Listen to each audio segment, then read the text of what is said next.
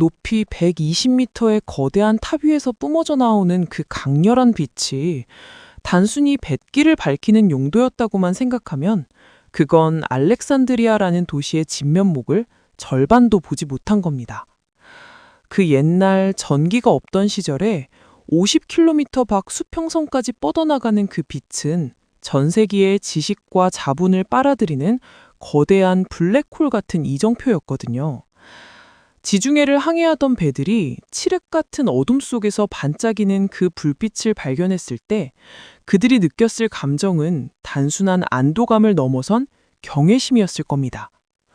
아, 드디어 인류의 모든 지혜가 모이는 그 전설적인 도시가 눈앞에 나타났구나 하는 그런 전율 말이죠.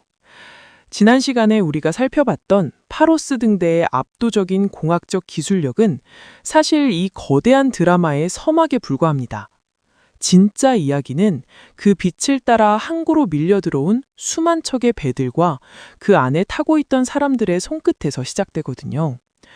당시 해상 실크로드를 타고 들어온 배들에는 인도에서 온 향신료나 중국에서 온 비단만 실려 있었던 게 아닙니다. 그 배들의 가장 깊숙한 창고에는 각국의 철학과 수학, 그리고 천문학에 대한 기록들이 빽빽하게 담긴 파피루스와 양피지 두루마리들이 가득했습니다. 알렉산드리아 항구는 그야말로 인류 최초의 거대한 지식 환승센터였던 셈이죠. 배가 항구에 닿자마자 벌어지는 풍경을 한번 머릿속으로 생생하게 그려보세요. 수십 개의 언어가 뒤섞여 웅성거리는 가운데 항구 한복판에서는 상인들이 물건을 파는 소리보다 학자들이 열띤 토론을 벌이는 소리가 더 크게 울려 퍼졌습니다. 이곳의 통치자였던 프톨레마이오스 왕조는 다른 도시들과는 완전히 다른 아주 독특하고도 지독한 정책을 하나 가지고 있었는데요. 그건 바로 알렉산드리아 항구에 정박하는 모든 배를 샅샅이 뒤져서 그 안에 있는 책을 몽땅 압수하는 것이었습니다. 세관 공무원들이 배에 올라타서 금괴나 보석을 찾는 게 아니라 오로지 지식이 담긴 두루마리를 찾아 눈을 불을 켜고 헤맸다는 사실. 정말 흥미롭지 않나요? 그렇게 압수한 책들은 일단 도서관으로 옮겨져서 전문 필사가들이 담을 세워가며 아주 정교하게 복사본을 만들었습니다. 그럼 원래 주인에게 책을 돌려줬느냐 하면 놀랍게도 그들은 원본을 자기들이 가지고 방금 만든 따끈따끈한 복사본을 주인에게 돌려줬습니다. 지식에 대한 그들의 집착이 얼마나 광적이고도 대담했는지 알 수 있는 대목이죠. 이런 소문이 전 세계로 퍼져나가자 최고의 학자들이 너도 나도 보따리를 싸들고 알렉산드리아로 모여들기 시작했습니다. 인도에서 온 수학자가 배를 타고 들어와 그리스의 기하학자와 함께 해안가 카페에 앉아 모래바닥에 도형을 그리며 토론하고 이집트의 의학자가 머나먼 동방에서 온 약초의 효능을 페르시아의 상인에게 묻는 장면이 이곳에선 아주 일상적인 풍경이었습니다. 알렉산드리아는 더 이상 이집트만의 도시가 아니었습니다. 전 세계의 지성이 뒤섞이고 충돌하면서 새로운 지적 폭발을 일으키는 인류 지성사의 거대한 용광로가 된 겁니다. 그렇다면 왜 하필이면 이곳이었을까요? 왜 하필 알렉산드리아라는 이 항구 도시가 인류 지식의 총본산이 될 수 있었던 걸까요? 그 비밀은 이 도시가 품고 있었던 아주 특별한 개방성과 압도적인 부유함의 결합에 있었습니다. 항구 주변으로 길게 늘어선 창고들에는 상아와 흑단, 보석과 향유가 산더미처럼 쌓여 있었고 그 불의 원천은 다시 학문과 예술을 전폭적으로 지원하는 거대한 자양분이 되었던 겁니다. 낮에는 눈부신 햇살 아래서 전 세계의 온갖 재화가 오가고 밤에는 파로스 등대의 불빛 아래서 전 세계의 지혜가 공유되는 곳. 그곳의 중심에 서 있던 도서관은 단순한 책 창고가 아니라 살아 움직이는 인류의 두뇌 그 자체였습니다. 도서관에 소속된 학자들은 국가로부터 숙식을 제공받고 세금까지 면제받으며 오로지 연구에만 몰두할 수 있는 파격적인 대우를 받았습니다. 이곳에 모인 천재들은 깨달았죠. 물질적인 풍요는 언젠가 바닥이 날 수 있지만 지식이라는 자산은 나누면 나눌수록 더 거대해진다는 그 놀라운 진리를 말이죠. 파로스의 등대가 수백 리 밖의 배들을 안전하게 불러 모았듯이 알렉산드리아 도서관이라는 보이지 않는 등대는 시대를 앞서가는 천재들의 영혼을 불러 모았습니다. 그들이 도서관의 긴 복도를 거닐며 나누었던 대화들은 수천 년이 지난 지금 우리가 배우는 과학과 수학, 철학의 가장 단단한 기초가 되었습니다. 자, 그럼 이제 그 화려한 항구의 안쪽, 지식의 심장부로 조금 더 깊숙이 들어가 볼까요?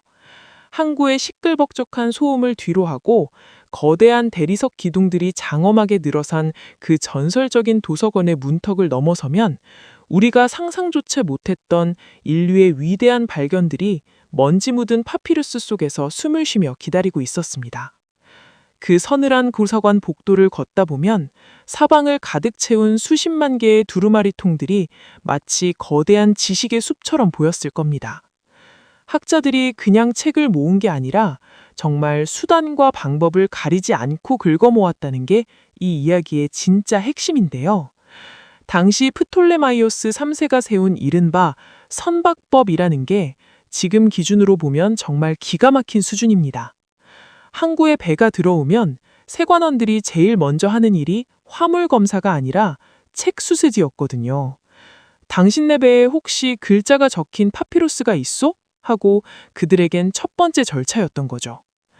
만약 책이 발견되면 그 즉시 압수해서 도서관으로 가져갑니다. 그리고 거기서 끝이 아닙니다. 원본은 도서관이 슬쩍 챙기고 주총을 거쳐서 아주 정교하게 베낀 복사본을 미안하다며 주인에게 돌려줬습니다. 지식에 대한 그들의 집착이 얼마나 광적이고도 대담했는지 알 수 있는 대목이죠. 이런 소문이 전 세계로 퍼져나가자 최고의 학자들이 너도 나도 보따리를 싸들고 알렉산드리아로 모여들기 시작했습니다. 인도에서 온 수학자가 배를 타고 들어와 그리스의 기하학자와 함께 해안가 카페에 앉아 모래바닥에 도형을 그리며 토론하고 이집트의 의학자가 머나먼 동방에서 온 약초의 효능을 페르시아의 상인에게 묻는 장면이 이곳에선 아주 일상적인 풍경이었습니다. 알렉산드리아는 더 이상 이집트만의 도시가 아니었습니다. 전 세계의 지성이 뒤섞이고 충돌하면서 새로운 지적 폭발을 일으키는 인류 지성사의 거대한 용광로가 된 겁니다. 그렇다면 왜 하필이면 이곳이었을까요? 왜 하필 알렉산드리아라는 이 항구 도시가 인류 지식의 총본산이 될 수 있었던 걸까요? 이런 압도적인 데이터베이스가 쌓이니까 당연히 거기서 전설적인 천재들이 탄생할 수밖에 없었겠죠. 우리가 중고등학교 수학 시간마다 머리 싸매고 공부했던 그 기하학의 아버지, 에우클레이데스, 그러니까 유클리드가 바로 여기서 활동했습니다. 그가 쓴 기하학 원론이라는 책이 사실 유클리드 혼자서 머릿속으로 다 끄집어낸 건 아니거든요. 도서관에 산더미처럼 쌓여있던 이집트의 토지 측량 기술, 바빌로니아의 천문 계산법, 그리스의 철학적 논증들을 유클리드가 하나하나 대조하고 정리해서 인류 역사상 가장 완벽한 논리 체계를 세운 겁니다. 도서관에 그 방대한 자료가 없었다면 유클리드의 그 정교한 증명들도 세상에 나오지 못했을지 모릅니다. 그리고 또 한 명, 제3대 도서관장이었던 에라토스테네스를 절대 빼놓을 수 없죠. 이 사람은 정말 도서관의 아이라고 불러도 될 정도로 기록의 힘을 믿었던 사람이에요. 어느 날 도서관 구석에서 낡은 두루마리 하나를 읽다가 아주 흥미로운 기록을 발견합니다. 이집트 남쪽 시에네라는 곳에서는 하진날 정오가 되면 깊은 우물 바닥까지 햇빛이 수직으로 내리쬐다는 내용이었죠. 그런데 에라토스테네스는 생각했습니다. 지금 내가 있는 알렉산드리아에서는 같은 시간에 막대기를 세워보니 그림자가 생기는데? 그는 도서관에 보관된 다른 지리적 정보들과 상인들이 말해준 거리 데이터들을 싹 긁어 모았습니다. 그러고는 오로지 막대기 하나와 도서관의 지식만으로 지구의 둘레를 계산해냈습니다. 컴퓨터도 위성도 없던 시절에 오직 기록과 관찰을 연결하는 힘만으로 지구의 크기를 알아낸 겁니다. 이게 가능했던 건 도서관이 단순한 책 창고가 아니었기 때문입니다. 거기엔 거대한 식당도 있었고 산책로도 있었고 심지어 학자들이 함께 먹고 자는 공동생활 공간인 무세이온이 완벽하게 갖춰져 있었거든요. 수학자가 밥을 먹다가 옆자리에 앉은 천문학자에게 지구가 둥근 것 같은데 어떻게 생각하세요? 라고 물어보고 천문학자는 내가 읽은 저쪽 서가 두루마리에 따르면 별의 고도가 달라지는 게 그 증거요 라고 대답하는 식이었죠. 이런 지적인 스파크가 24시간 내내 튀어오르는 곳이 바로 알렉산드리아 도서관이었습니다. 그러니까 아르키메데스 같은 천재도 저 멀리 시라쿠사에서 배를 타고 건너와 여기서 공부하며 그 유명한 부력의 원리에 대한 결정적인 힌트를 얻어갔던 거고요. 인류가 수천 년 동안 쌓아 올린 지혜가 거대한 도서관이라는 필터를 거치면서 비로소 과학이라는 체계적인 학문으로 정제되기 시작한 셈입니다. 이곳에서 활동한 학자들의 명단만 봐도 정말 입이 떡 벌어집니다.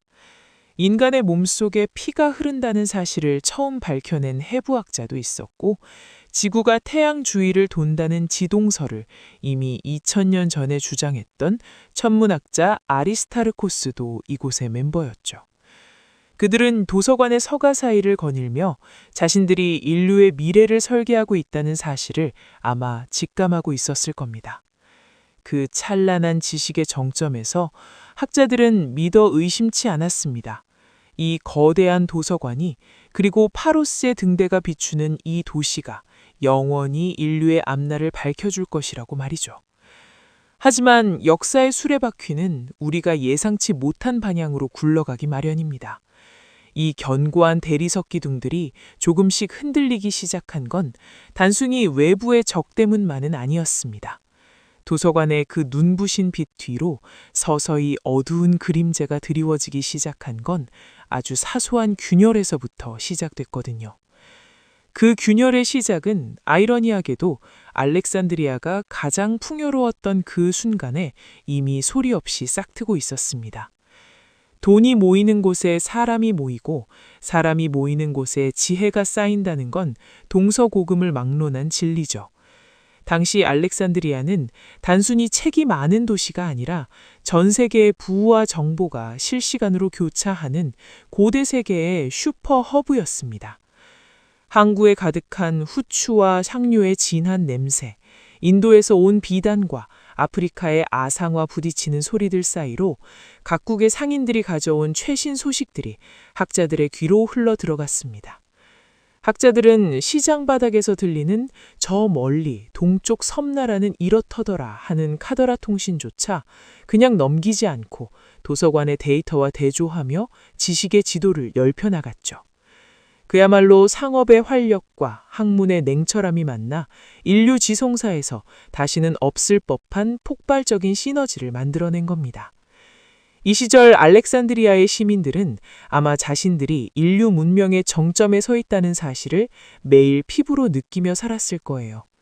밤이 되면 파로스의 등대가 뿜어내는 압도적인 불빛이 온 도시를 은은하게 비추고, 낮이 되면 세계 각지에서 몰려온 유학생들이 도서관 앞 광장에서 열띤 토론을 벌이는 모습이 이 도시의 일상이었으니까요. 현대인들이 스마트폰으로 전 세계의 정보를 검색하듯 그들은 도서관의 서가 사이를 거니는 것만으로도 세상의 끝을 엿볼 수 있었습니다. 하지만 이런 찬란한 번영이 영원할 거라는 믿음은 인간만의 오만한 착각이었을지 모릅니다.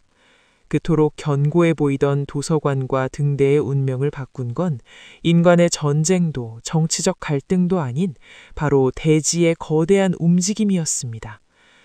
어느 날 갑자기 발밑에서부터 기분 나쁜 진동이 시작됐습니다. 처음에는 그저 스쳐 지나가는 작은 떨림이라고 생각했을 겁니다.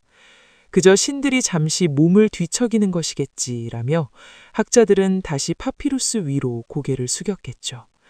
하지만 그 진동은 멈추지 않았고 해가 갈수록 더 잦아지고 더 강력해졌습니다. 알렉산드리아가 자리 잡은 이집트 북부 해안은 지질학적으로 보면 굉장히 위태로운 곳이었거든요. 거대한 지각판들이 서로를 밀어내며 소리 없는 아우성을 치고 있던 그 지진의 중심지와 그리 멀지 않았던 겁니다. 한 번씩 땅이 크게 울릴 때마다 도서관 서가에 꽂혀 있던 소중한 두루마리들이 힘없이 바닥으로 쏟아졌습니다. 학자들은 비명을 지르며 그 귀한 기록들을 품에 안았지만 자연의 압도적인 힘 앞에선 인간이 쌓아 올린 수십만 권의 지혜도 그저 낱장의 종이에 불과했습니다. 파로스의 등대 역시 마찬가지였습니다. 하늘을 찌를 듯 솟아있던 그 거대한 대리석 몸체에 가느바란 실금들이 하나둘씩 가기 시작한 거죠. 그 빛을 보고 항구로 들어오던 상인들은 등대 꼭대기가 미세하게 흔들리는 것을 보며 불길한 예감에 사로잡혔을 겁니다. 영원한 것은 없다는 잔인한 진리가 지진이라는 이름의 경고장이 되어 이 찬란한 지식의 항구를 끊임없이 두드리고 있었던 셈입니다. 더 큰 문제는 내부에서도 발생했습니다. 로마의 영향력이 강해지면서 학문의 순수성보다는 정치적 논리가 도서관을 지배하기 시작했고 서로 다른 믿음을 가진 사람들 사이의 갈등이 도서관의 평화로운 복도를 전쟁터로 바꾸어 놓기 시작했습니다. 밖에서는 땅이 흔들리고 안에서는 사람들의 마음이 흔들리고 있었던 겁니다. 인류의 모든 지혜를 품고 영원히 빛날 것만 같았던 알렉산드리아 도서관과 파로스 등대. 이 거대한 유산들은 이제 역사의 거센 파도와 대지의 분노 앞에 위태로운 촛불처럼 흔들리기 시작했습니다.